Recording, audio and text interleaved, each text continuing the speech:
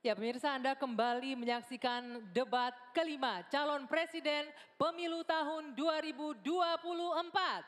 Dengan subtema pendidikan, kesehatan, ketenagakerjaan, kebudayaan, teknologi informasi, kesejahteraan sosial, dan inklusi. Dan pada segmen ini, calon presiden akan menjawab pertanyaan yang telah dibuat oleh tim panelis.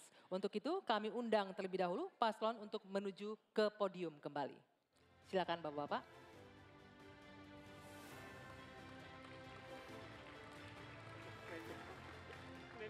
Betul sekali Anggi, KPU juga telah memilih 12 orang panelis untuk mempertajam dan menggali visi misi dan program kerja calon presiden. Sejumlah pertanyaan juga telah disiapkan dan KPU telah menentukan mekanisme agar pertanyaan yang disampaikan sesuai dengan subtema.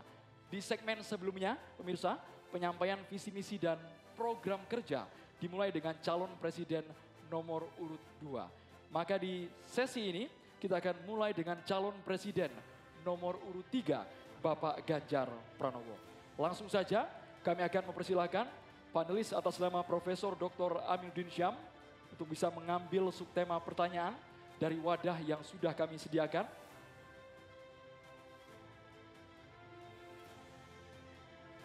Kami mohon untuk dibuka dan diperlihatkan kepada calon presiden dan ke kami, moderator.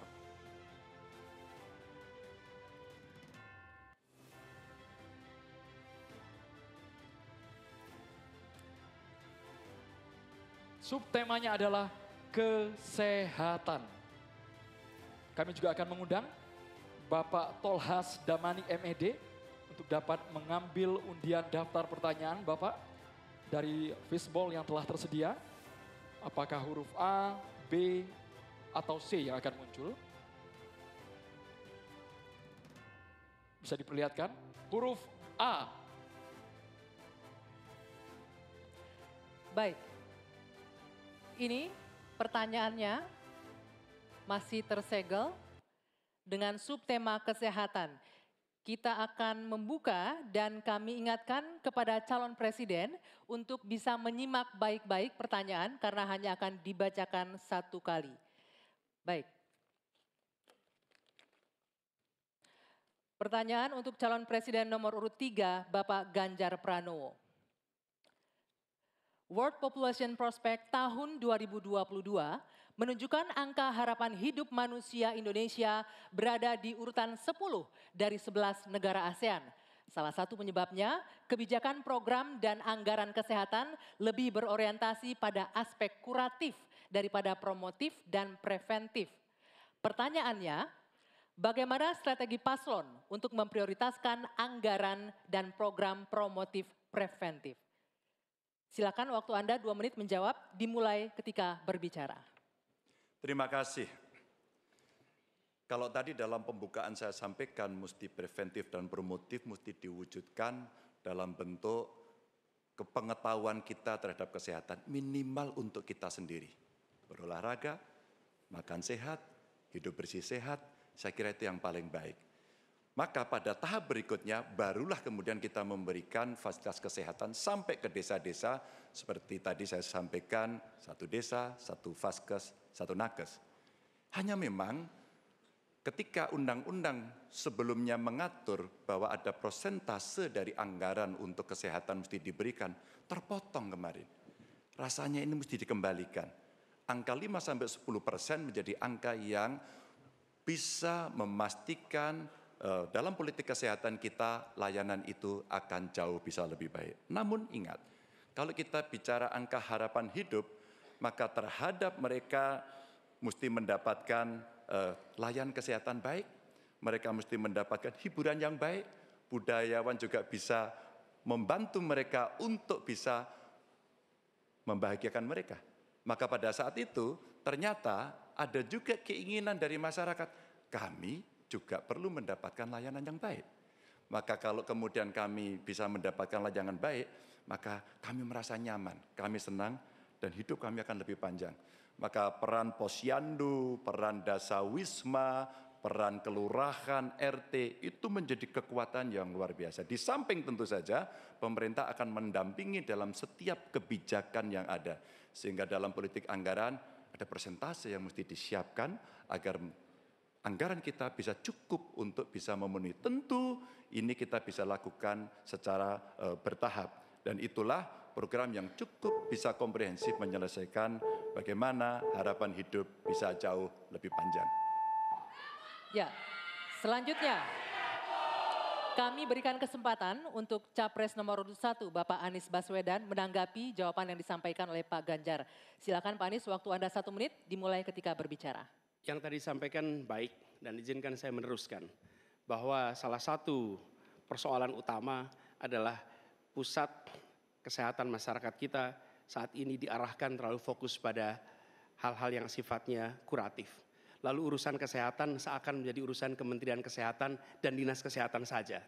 Dan salah satu masalah utama adalah banyak yang disebabkan oleh pola hidup yang tidak sehat. Karena itu kami melihat yang disebut sebagai promotif, preventif, kuratif ini harus seimbang. Jadi kesehatan itu harus lintas sektoral. Kami pernah lakukan ini di Jakarta. Yang kita kerjakan misalnya membangun air bersih misalnya di Kepulauan Seribu supaya mereka dapat air yang sehat. Yang kedua membangun taman-taman, membangun jalur sepeda, kemudian membangun trotoar, membuat orang berjalan kaki, festival olahraga. Jadi unsurnya adalah lintas sektoral supaya dana itu bukan hanya pada Dinas Kesehatan tapi pada semua bidang yang terkait dengan preventif promotif. Ya.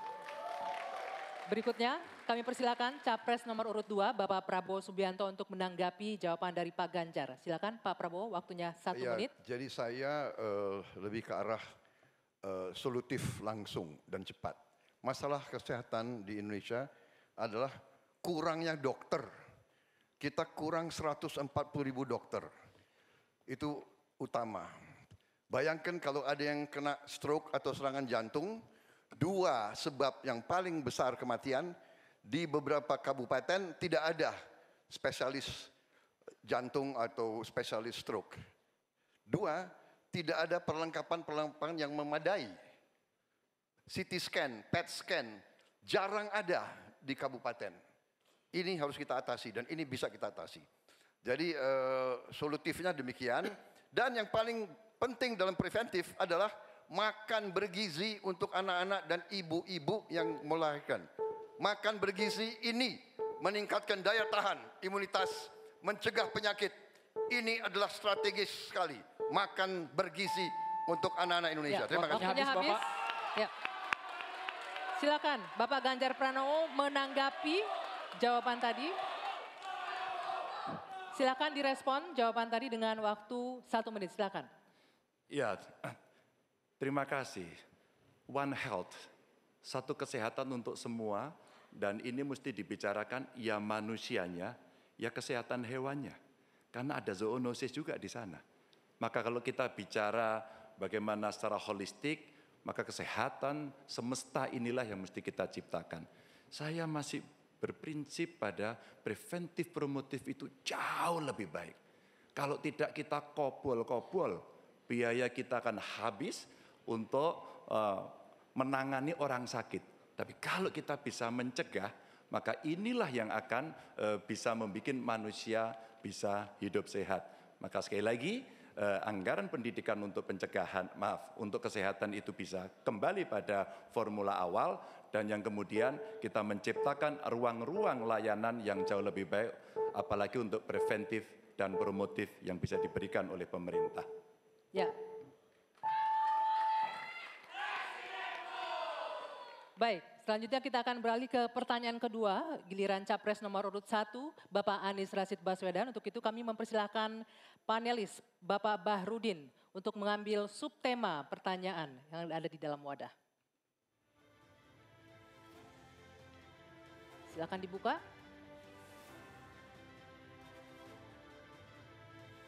Diperlihatkan ke Capres dan moderator. Teknologi informasi ya. Dan selanjutnya kami undang Bapak Damar Juniarto untuk mengambil undian daftar pertanyaan dari wadah. Silakan dipilih.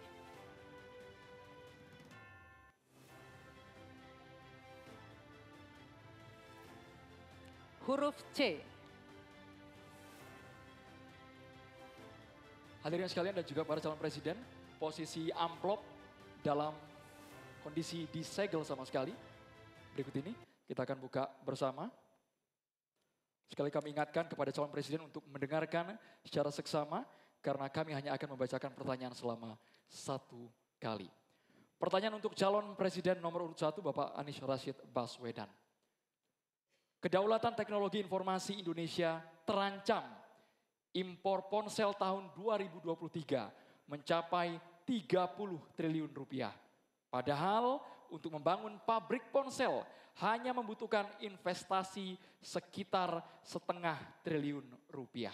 Pertanyaannya Bapak, apa langkah strategis paslon membangun kedaulatan manufaktur telekomunikasi dan teknologi informasi di Indonesia? Waktu Bapak 2 menit dimulai saat Bapak berbicara.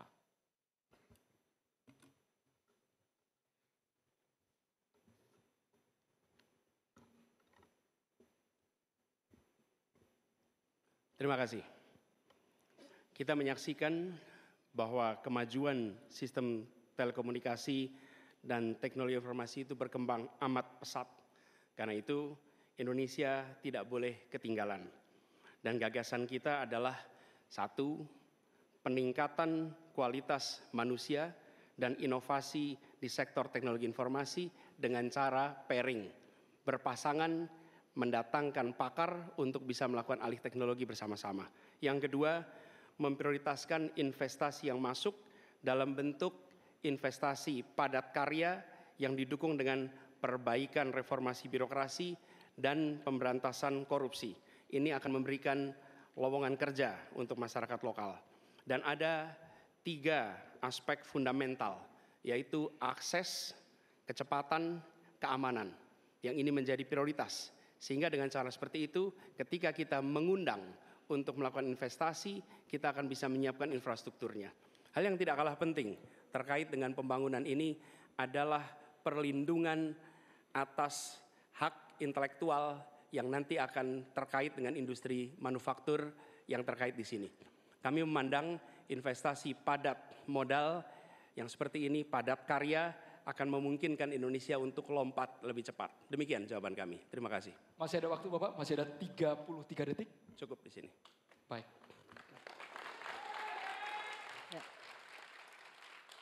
Selanjutnya kami berikan kesempatan kepada calon presiden nomor urut 2, Bapak Prabowo Subianto untuk menanggapi jawaban yang disampaikan oleh Bapak Anies Baswedan. Waktu Bapak 1 menit dimulai saat Bapak berbicara. Kalau saya selalu solutif dan tindakan. Kalau memang hanya 0,5 triliun, perlu kehendak politik. Ya bangun itu pabrik segera. Jadi itu pertama. Kedua, masalah teknologi selalu berurusan dengan sumber daya manusia. Kita harus sekarang mendidik anak-anak kita lebih banyak di bidang science, teknologi, engineering, mathematics. Ini sangat mutlak. Baru kita bisa bersaing. Kalau kita tidak punya awaknya bagaimana? Jadi program kami memberi beasiswa. Tadi saya sudah katakan 10.000 kedokteran, 10.000 di bidang science, teknologi, engineering, dan mathematics. Kita ambil yang terpintar dari Indonesia, kita kirim ke luar negeri, kita bangun fakultas-fakultas STEM yang lebih banyak lagi di Indonesia. Baru kita rebut teknologi, saudara-saudara. Dan yang penting kehendak politik. Ya bangun pabrik itu. Saya kira itu saja, selesai. Mohon tenang hadirin sekalian. Harap tenang terlebih dahulu. Tolong tenang. Selanjutnya calon presiden nomor urut 3, Bapak Ganjar Pranowo untuk menanggapi atas jawaban yang disampaikan oleh Bapak Anies Rashid Baswedan. Silakan Bapak Ganjar, waktu Bapak 1 menit dimulai saat Bapak berbicara. Kita punya industri swasta untuk gadget. Pabriknya ada di Semarang. Harganya terjangkau, lebih murah. Kalau itu bisa masuk e-katalog kita, sebenarnya kita bisa membantu dia. Atau yang kedua, kita bisa menugaskan kepada PT lain. Kalau nggak salah dulu pernah akan dibuat ini. 1 komputer, 1 laptop seharga maksimum 1 juta. Sayang, kalau ini tidak kita pastikan tanpa penugasan dari pemerintah, maka tidak pernah selesai. Kalau tidak, pilihannya adalah bergandengan tangan dengan industri yang ada di luar dengan brand-brand internasional, tapi pabriknya di Indonesia. Politik ini kalau kita mau komparasikan, di India pernah dilakukan. Sehingga apa? Transformasi pengetahuannya, teknologinya, semua akan bisa dilakukan dan kita akan mendapatkan nilai tambah. Gen kita akan ditambahkan di situ, kita bisa melakukan tindakan-tindakan untuk mencapai kemandirian sehingga kelak kemudian kita tidak terlalu bergantung. Waktunya habis. Saatnya calon presiden nomor urut 1, Bapak Anies Rashid Baswedan untuk merespon tanggapan calon presiden nomor urut 2 dan juga nomor urut 3. Silakan Bapak Anies, waktu Bapak 1 menit dimulai saat Bapak berbicara. Tadi saya sampaikan garis besar gagasan untuk kita bisa membangunnya. Ketika sampai kepada kegiatan praktis, maka pendekatannya kolaboratif. Negara adalah regulator dan negara memberikan ekosistem yang sehat. Panggil pelaku yang selama ini terlibat, baik swasta maupun BUMN. Sampaikan ada kebutuhan membangun pabrik telepon seluler. Tanya apa yang dibutuhkan dari negara. Yang dibutuhkan apa? Apakah perizinan? Apakah dana? Apakah keleluasaan pajak? Semua yang menjadi kebutuhan diberikan. Tapi pelakunya tetap swasta ataupun BUMN. Jadi fungsi kita ketika bicara membangun, bukan negara yang membangun, tapi memberikan pada BUMN atau swasta dan yang sudah bergerak di situ, siapkan infrastrukturnya, beri target waktunya, lalu eksekusi, tunggu peresmiannya. Terima kasih. Berikutnya, pertanyaan untuk calon presiden nomor urut 2, Bapak Prabowo Subianto. Pertanyaannya masih tersegel dan kita akan buka. Pertanyaan hanya akan dibacakan 1 kali. Harap disimak dengan baik. Oke. Budaya akan tumbuh berkembang dalam komunitas responsif, yakni tiap individu memiliki ruang kebebasan berkreasi dan tanggung jawab sosial. Undang-undang Pemajuan Kebudayaan telah terdistorsi oleh birokratisasi dan komersialisasi budaya. Pertanyaannya, apa pandangan dan sikap paslon terhadap komersialisasi budaya dan proses destruktif terhadap tumbuhnya kebudayaan yang responsif? Silakan dijawab Bapak Prabowo, waktunya 2 menit dimulai dari Anda berbicara. Terima kasih. Budaya adalah sangat penting. Budaya adalah karakter bangsa. Tanpa kita membanggakan, menghormati, melestarikan budaya kita sendiri, kita hilang jati diri kita sebagai bangsa. Semua bidang harus kita bantu, kita lindungi. Kami Prabowo Gibran merencanakan ada dana abadi budaya untuk memberi dorongan, dukungan untuk semua aktor-aktor, pelaku-pelaku budaya kita di semua bidang. Ini adalah mutlak bagi kita. Budaya kita sebagai contoh pencaksilat, bela diri, warisan nenek moyang kita. Saya sendiri sudah 37 tahun mengurusi pencaksilat. Belum lagi budaya-budaya lain seperti sendera tari, seperti wayang kulit, wayang orang, wayang golek, dan segala macam musik kita.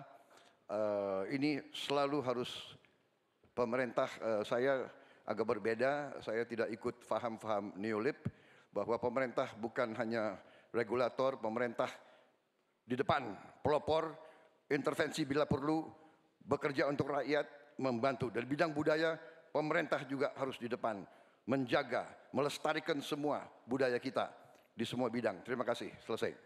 Masih ada waktunya? Masih ada waktu Pak Prabowo, cukup? Baik. Cukup. Silakan, saya persilakan untuk Capres nomor urut 3, Pak Ganjar Pranowo menanggapi jawaban dari Pak Prabowo. Waktunya 1 menit, dimulai dari Anda berbicara, silakan. Kalau benturannya antara budaya dan birokrasi, maka sikap birokrat. Birokrat itu cukup fasilitasi saja, dan para pelaku seni budayawan dialah yang mengerjakan. Maka budaya akan tumbuh dan pemerintah akan bisa melihat bagaimana proses kreatif itu berjalan. Apakah itu nyanyi, apakah itu filmmakers, apakah itu para pencipta, penulis buku, semuanya. Sehingga terhadap mereka perlu dilindungi. Tapi berikan itu kepada mereka agar mereka bisa mengurus sendiri. Kalaulah mereka kemudian berekspresi, pemerintah nggak perlu takut. Masa takut sama pentasnya Butet? Kamu boleh loh pentas tapi tidak usah ngomong politik. Enggak. Pemerintah mesti dikritik, pemerintah mesti waras, pemerintah mesti dalam track. Dan biarkan mereka mengekspresikan dengan seninya, dengan karakternya, dengan budayanya. Dan kita cukup fasilitasi mereka yang akan mengerjakan. Begitu, birokrasi tinggal duduk untuk melihat hasilnya. Ya, selanjutnya kami berikan kesempatan untuk Capres nomor urut 1, Pak Anies, menanggapi jawaban Pak Prabowo. 1 menit, waktunya dimulai dari Anda berbicara. Kekayaan Indonesia adalah justru pada kebudayaannya. Dan kebudayaan itu bukan satu sektor pembangunan, tapi justru seluruh kegiatan pembangunan ini tujuannya adalah membangun kebudayaan. Jadi tujuan dari seluruh sektor pembangunan membangun kebudayaan. Karena itu yang harus dikerjakan pemerintah adalah menciptakan ekosistem yang sehat sehingga para budayawan bisa memunculkan ekspresinya. Dan budaya itu bukan hanya dirawat. Kalau dirawat seakan-akan dia warisan masa lalu saja. Budaya itu harus dikembangkan sehingga terus-menerus berkembang. Karena itu kami melihat perlu dibentuk dan kami berencana Kementerian Kebudayaan yang nantinya akan menjadi penyalur sumber daya dari negara untuk diberikan kepada kalangan budayawan agar mereka tumbuh berkembang membangun karya-karya kebudayaan yang luar biasa di Indonesia. Terima kasih. Ya. Kini giliran Pak Prabowo Subianto untuk merespon tanggapan ini. Waktunya 1 menit, silakan Pak Prabowo. Saya kira kedua respons itu masuk akal, saya bisa menerima dua respons itu. Memang banyak benarnya, ya kita harus benar-benar memberi ruang untuk inisiatif, untuk inovasi, kreativitas. Tapi jelas pemerintah harus tidak ragu-ragu dan pemerintah harus berani untuk juga turun tangan. Menjaga situs-situs, membantu museum-museum, membantu istana-istana sultan-sultan kita yang banyak sudah mau roboh. Ini harus kita bantu. Ini warisan budaya, warisan sejarah kita. Hal-hal seperti itu harus kita perhatikan. Tapi saya bisa menerima, saya juga setuju itu. Kalau saya jadi presiden, saya memikirkan Kementerian Kebudayaan. Ya.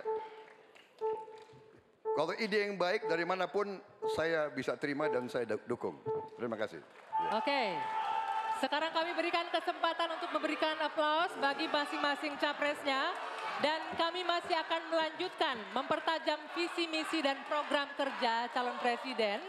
Usai jeda di segmen selanjutnya, tetaplah di debat kelima calon presiden pemilu tahun 2024. Pertanyaan untuk calon presiden nomor urut 1, Bapak Anies Rashid Baswedan, dengan subtema pendidikan. Tanggung jawab guru dan dosen makin berat, namun kontribusinya kurang dihargai.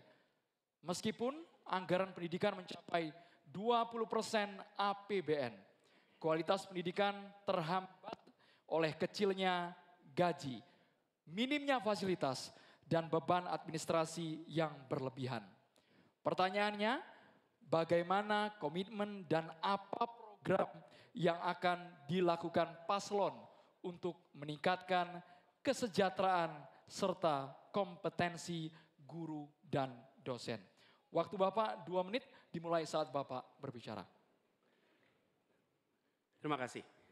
Ketika kita berbicara tentang mencerdaskan kehidupan bangsa, maka pendidik menjadi kuncinya. Kita ingin pendidik bisa mendidik anak-anak kita. Karena itu kita harus bertanggung jawab dengan penuh atas kesejahteraan pendidiknya. Agar dia bisa konsentrasi mendidik anak-anak kita. Prinsip itu harus dipegang oleh seluruh penanggung jawab kebijakan di seluruh Indonesia. Kalau kita punya pegangan itu, maka terjemahannya mudah. Terjemahannya adalah pertanyaan, apakah tenaga pendidik di tempat Anda bertanggung jawab sudah mendapatkan penghasilan yang adil, penghasilan yang setara. Jadi masalah-masalah yang kita miliki sekarang, misalnya ada puluhan ribu guru honorer belum diangkat jadi guru P3K. Ada 1,6 juta guru belum tersertifikasi, lalu beban administrasi. Itu semua bisa diselesaikan dengan prinsip tadi, bahwa kita harus bertanggung jawab atas kesejahteraan pendidiknya. Jadi program yang menurut saya harus dikerjakan, kita akan rencana kerjakan adalah percepatan sertifikasi guru. Pengangkatan 700.000 guru honorer menjadi guru P3K. Kemudian beasiswa untuk anak guru dan anak dosen serta anak tenaga kependidikan. Jangan sampai mereka mendidik ratusan anak tapi anaknya tidak pernah bisa menyelesaikan pendidikan sampai tuntas. Kemudian penghargaan dan tunjangan bagi dosen dan peneliti yang berbasis pada kinerja. Dan yang tidak kalah penting adalah mengurangi beban administrasi. Dosen beban administrasinya luar biasa besar. Dosen itu mengajar, meneliti, melalui pengabdian masyarakat. Tapi jangan diberikan beban administrasi yang terlalu besar. Jadi prinsipnya ada nilainya dulu yang kita pegang. Kemudian ada turunan teknisnya, teknokrasi yang tadi saya sampaikan. Dan kemudian bebaskan dari beban-beban yang tidak perlu. Demikian jawaban kami. Terima kasih. Selanjutnya kami persilakan kepada calon presiden nomor urut 2, Bapak Prabowo Subianto untuk menanggapi atas jawaban yang disampaikan oleh Bapak Anies Baswedan. Waktu Bapak 1 menit dimulai saat Bapak berbicara. Secara garis besar ya, secara objektif saya menilai jawaban-jawaban Pak Anies baik, bagus, relevan. Saya banyak setuju dengan jawaban tersebut. Mungkin maklum beliau mantan Menteri Pendidikan begitu. Siap Bapak. Tapi enggak, saya sangat sependapat. Saya mau nambahkan bahwa kita harus mengaudit, mengkaji sekarang sistem kita ini baik atau tidak. Karena banyak sekali kebocoran-kebocoran dalam alokasi dana yang diturunkan sampai ke tingkat kabupaten dan sebagainya. Ini menyangkut memang masalah mental dan budaya banyak pejabat-pejabat kita. Jadi kita harus koreksi diri, kita harus audit. Dan di mana masalah sistemik yang kurang baik harus kita perbaiki. Kita harus berani memperbaiki sistem yang kurang baik. Terima kasih. Masih ada waktu Bapak.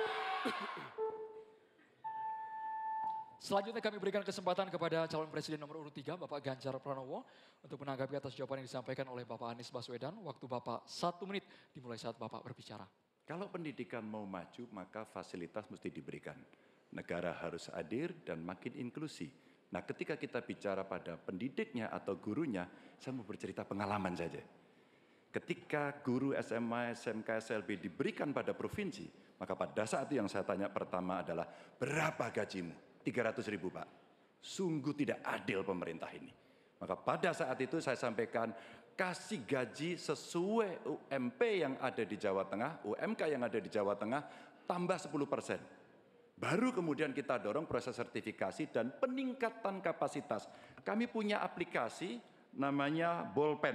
Ini bimbingan teknis online dan pendampingan untuk memberikan bantuan kepada guru memanfaatkan teknologi untuk memberikan pengajaran yang bermutu.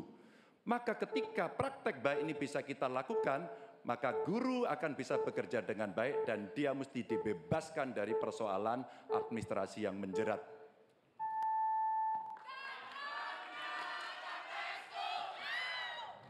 Selanjutnya, calon presiden nomor urut 1, Bapak Anies Baswedan untuk merespon tanggapan dari calon presiden nomor urut 2 dan juga calon presiden nomor urut 3. Waktu Bapak 1 menit dimulai saat Bapak berbicara. Terima kasih Pak Prabowo, terima kasih Pak Ganjar atas kesepemahaman ya terkait persoalan ini. Dan memang kita harus melihat pengeluaran di bidang pendidikan jangan dipandang sebagai cost, sebagai biaya. Tapi pandanglah sebagai investasi. Karena itu negara jangan pelit kalau bicara tentang investasi di bidang pendidikan. Dan jangan pelit kalau sama guru. Jangan pernah kita memberikan yang seminim mungkin untuk guru. Berikan yang adil sehingga mereka bisa konsentrasi. Dan kami cerita sedikit yang kita kerjakan di Jakarta. PAUD, guru-guru PAUD mendapatkan hibah di Jakarta. Kemudian guru-guru agama kita berikan bantuan. Semua guru dan dosen di Jakarta bebas PBB rumahnya. Sebagai apa? Sebagai penghargaan dari negara untuk mereka. Jadi kita berikan dukungan kepada guru dalam artian status, dosen juga begitu, kemudian penghasilannya dan kehormatannya. Pandang ini sebagai investasi untuk Indonesia menjadi negeri yang tercerdaskan. Terima kasih. Baik hadirin dan juga pemirsa, kita beralih ke calon presiden nomor urut 2, Bapak Prabowo Subianto. Kami mohon kepada panelis untuk mengambil undian subtema di dalam fishbowl. Kami persilakan kepada Bapak Timbul Siregar untuk bisa menuju ke wadah yang telah tersedia. Sambil diperlihatkan Bapak kepada masing-masing calon presiden dan juga ke kami moderator. Kesejahteraan sosial dan inklusi. Selanjutnya kami mengundang Profesor Asep Saifuddin Jahar MA PhD untuk bisa mengambil undian daftar apakah huruf A, B, atau C. Sambil diperlihatkan ke kamera huruf C dengan subtema kesejahteraan sosial dan inklusi. Ya, ini soalnya kesejahteraan sosial dan inklusi masih tersegel, Pak. Kita akan segera buka. Pertanyaan hanya akan dibacakan satu kali. Mohon disimak dengan baik. Negara beradab adalah negara yang memenuhi hak kelompok rentan, termasuk penyandang disabilitas. Pasal 5 Undang-Undang Penyandang Disabilitas diantaranya mengatur tentang pemberian konsesi dan penyediaan data belum terpenuhi. Pertanyaannya, apa komitmen paslon dalam pemberian konsesi dan penyediaan data penyandang disabilitas? Silakan dijawab, waktunya 2 menit, dimulai dari Anda berbicara. Baik, masalah ini adalah sangat penting dan saya sendiri sudah sejak awal berjuang di bidang politik sebagai ketua umum Gerindra. Kami yang mensponsori undang-undang disabilitas. Kami termasuk yang mendorong itu lolos di DPR. Jadi kami juga berkomitmen bahwa kita harus memberi pendidikan khusus untuk mereka, membantu. Saya juga sering mengirim tim-tim olahraga untuk olimpiade disabilitas, sepak bola disabilitas dan sebagainya. Tapi intinya adalah benar bahwa kita harus lebih berpihak kepada mereka dan kita berkomitmen untuk juga nanti merekrut mereka ini di dalam pekerjaan-pekerjaan yang bisa mereka lakukan di pemerintahan dan juga di komunitas pertahanan. Ada bidang-bidang yang mereka dapat melaksanakan. Ya, sekarang kita juga bekerja sama dengan pihak-pihak luar untuk cari teknologi untuk membantu kaum disabilitas. Antara lain untuk membantu mereka yang penglihatannya berkurang cukup banyak, yang penglihatannya sulit, dan ini sekarang ada teknologi baru yang bisa membantu mereka bisa hidup mandiri dan bisa bekerja hampir mendekati orang-orang normal. Jadi saya kira bahwa masalah disabilitas ini memang perlu ada suatu keberpihakan dari pemerintah. Terima kasih. Masih ada waktunya Pak Prabowo, cukup? Cukup. Baik, selanjutnya saya akan kasih kesempatan untuk Capres nomor urut 3 menanggapi, waktunya 1 menit dimulai dari Bapak berbicara. Ini pertanyaannya soal data kan. Data dan komitmen kita terhadap data disabilitas. Yang pertama, negara harus hadir, tidak boleh alpa. Yang kedua, kita mesti menyiapkan data dengan baik. Kenapa kami pakai KTP Sakti? Satu KTP saja kita bisa profiling semuanya termasuk disabilitas.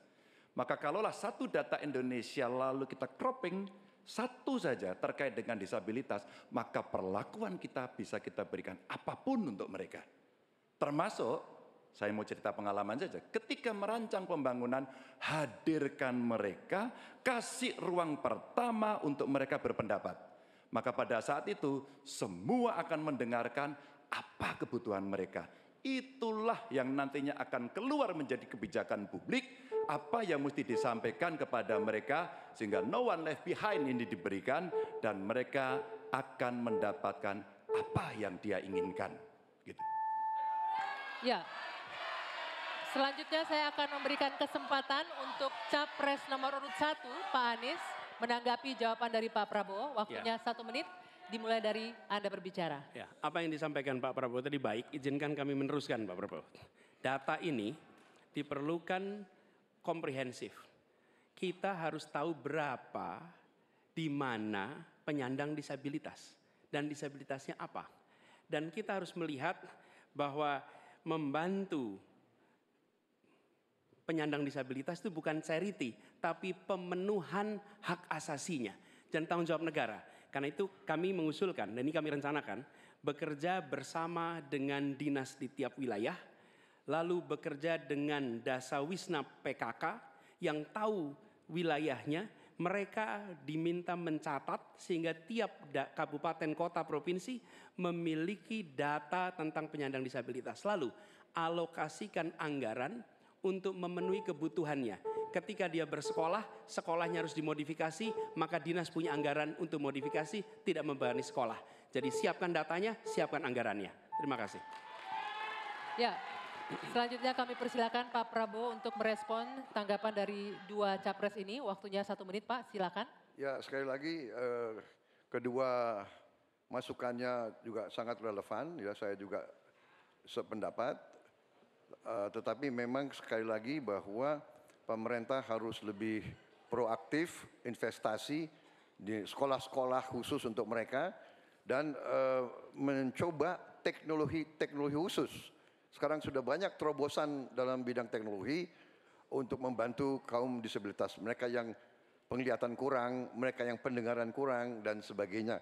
Mereka yang yang tangannya sekarang sudah ada protese-protese yang tangan-tangan buatan dengan artificial intelligence dan teknologi miniatur. Jadi pemerintah harus lebih banyak pengeluaran di bidang membantu kaum disabilitas. Terima kasih. Cukup ya waktunya? Oke, untuk sesi selanjutnya pertanyaan akan diberikan kepada Capres nomor urut 3, Pak Ganjar Pranowo. Sebelumnya saya akan mengundang salah satu panelis, Bapak Tukiman Taruna Sayoga, PhD, untuk mengambil subtema dan tolong diperlihatkan kepada para capres serta ke moderator.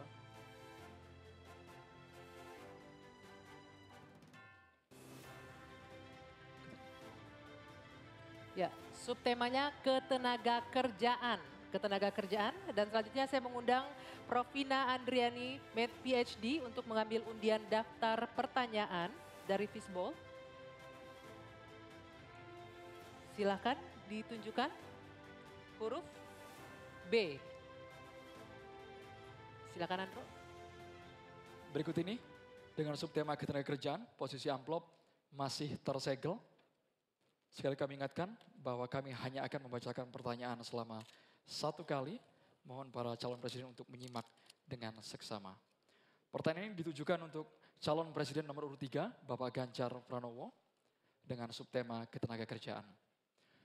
Pekerja migran Indonesia tersebar di banyak negara. Di sana mereka banyak mengalami masalah, mulai dari masalah hukum, pelecehan, hingga kesehatan mental. Pertanyaannya, bagaimana strategi paslon menjamin keselamatan dan kesejahteraan pekerja migran Indonesia? Waktu Bapak 2 menit untuk menjawab dimulai saat Bapak berbicara, silakan. Terima kasih. Kembali negara hadir dengan segala perangkatnya. Ada duta besar di sana. BP2MI ada juga. Kementerian Tenaga Kerja ada. Pemerintah daerah ada. Kami mau bercerita pengalaman. Karena kemarin kami komunikasi dengan pekerja migran kita ada di Hong Kong. Kita live bersama dan mereka menuntut apa yang menjadi pertanyaan ini. Pak Ganjar, apa pelindungan yang diberikan kepada kami? Inilah panic button, inilah nomor telepon dan kalian kalau ada masalah telepon ke situ. Kalau tidak, maka ini akan kita tarik di pemerintah tertinggi agar kita bisa mengintervensi. Kenapa ini menjadi penting? Masalah-masalah yang mereka hadapi, satu, mulai mereka berangkat legalitasnya mesti beres. Mulai mereka berangkat kita sudah harus tahu skillnya apa. Mulai mereka berangkat apa yang ada dalam kontrak kerja. Kita pastikan semuanya. Dari kementerian yang ada, lembaga yang ada, itulah kontrol dilakukan. Kenapa saya bicara sampai mesti ada tempat melapor, duta besar yang aktif agar kita bisa melindungi segenap bangsa Indonesia dan seluruh tumpah darah. Warganya dimanapun mesti dilindungi. Dan dari sinilah pengalaman kami pernah membebaskan beberapa pekerja yang bermasalah. Baik di Arab Saudi, di Sudan, terus kemudian di Kamboja yang mereka terindikasi TPPO. Maka ketika kemudian melihat seperti ini, tindakan tegas adalah dari pemimpin tertinggi. Pengalaman saya jadi gubernur. Maka yang saya telepon adalah Menlu, yang saya telepon adalah duta besar, dan bagaimana kita beraksi agar kita bisa menyelesaikan persoalan itu. Komitmen ini tidak terlalu sulit. Ketika data benar, instrumen benar, melakukan dengan cara yang benar, maka seluruh persoalan akan cepat diselesaikan. Waktunya habis Bapak. Sekarang kami berikan kesempatan kepada calon presiden nomor 1, Bapak Anies Baswedan, untuk langsung menanggapi. Terima kasih Pak dengan Ganjar. waktu 1 menit. Meneruskan apa yang tadi disampaikan. Saya berjumpa dengan para pekerja migran di Malaysia, ngobrol dengan mereka permasalahannya. Datang ke desa pekerja migran di Wonosobo, pasti Pak Ganjar juga tahu. Nah, apa yang saya temukan? Memiliki kewenangan di pemerintahan tidak berarti memiliki pengetahuan tentang permasalahan. Yang dimiliki kewenangan, pengetahuan siapa yang tahu? Justru aktivis-aktivis pekerja migran. Jadi kami melihat harus dilibatkan para aktivis pekerja migran, mereka yang tahu lubang-lubang masalah di dalam melindungi pekerja migran. Kita memang betul, kita ingin melindungi sejak pra keberangkatan sampai mereka berada di sana. Tapi di tengah itu banyak sekali lika-liku yang ketika kita berada di birokrasi banyak yang tidak diketahui. Karena itu kami melihat libatkan mereka, lalu negara kolaborasi.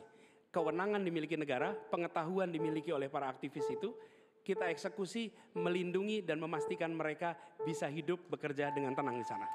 Waktunya habis. Selanjutnya kami berikan kesempatan kepada Bapak Prabowo Subianto, calon presiden nomor urut 2, untuk menanggapi atas jawaban yang disampaikan oleh Bapak Ganjar Pranowo. Waktu Bapak 1 menit dimulai saat Bapak berbicara. Saya kok ya harus mengakui juga bahwa saya banyak sependapat dengan dua. Berarti apa ya, keberpihakan kita kepada kaum pekerja di luar negeri itu sebenarnya sama. Semua benar. Tetapi menurut saya ada berapa kedutaan kita di beberapa negara kewalahan. Masalahnya terlalu banyak.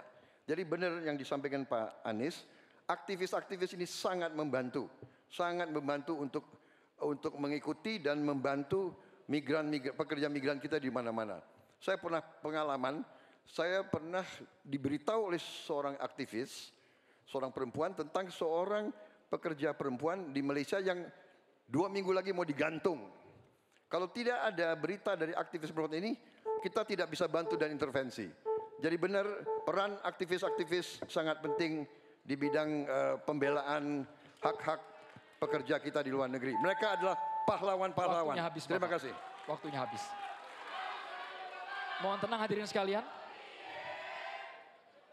Kami persilakan kepada calon presiden nomor urut 3, Bapak Ganjar Pranowo, untuk merespon tanggapan dari Capres nomor urut 1 dan juga Capres nomor urut 2. Terima kasih atas masukannya. Karena udah banyak setuju ya baik-baik saja. Tapi kita mesti memberangkatkan mereka dalam kapasitas secara legalitas dan keterampilan yang baik. Yang berikutnya lagi tentu saja kalau sudah kasus, namanya kasus, semua bisa terlibat. Gunakan teknologi informasi, gunakan medsos. Maka kenapa kemudian dalam pengalaman kami, seluruh kepala dinas Anda harus punya medsos. Disitulah orang sebenarnya bisa menyampaikan secara cepat. Maka ketika itu masuk dalam dashboard kami, dalam lapor GUP umpama pada saat itu, kita merespon dengan sangat cepat karena kita tahu persoalan yang mereka hadapi. Menggunakan banyak pintu-pintu untuk melaporkan ini adalah bagian cara menangani kasus yang paling tepat. Tapi mencegah itu jauh lebih baik dengan sekali lagi legalitas, keterampilan, kontrak, dan memberdayakan seluruh aparatur termasuk pemangku kepentingan dan aktivis kalau Mas Anies tadi sampaikan. Saya kira itu cara yang cukup komprehensif untuk merespon persoalan PMI. Waktunya habis Bapak. Oke. Sekarang boleh saya kasih waktu untuk berikan tepuk tangan bagi ketiga calon presiden. Silakan. Ya.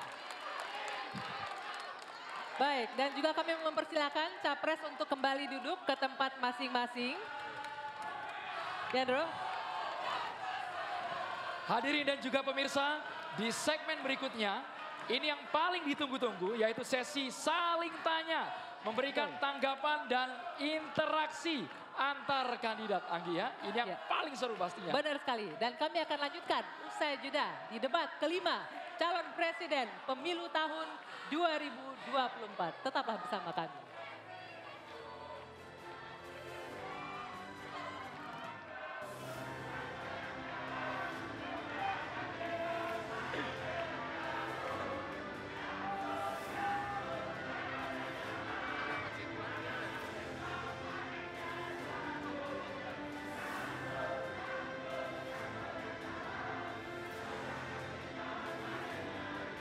perempuan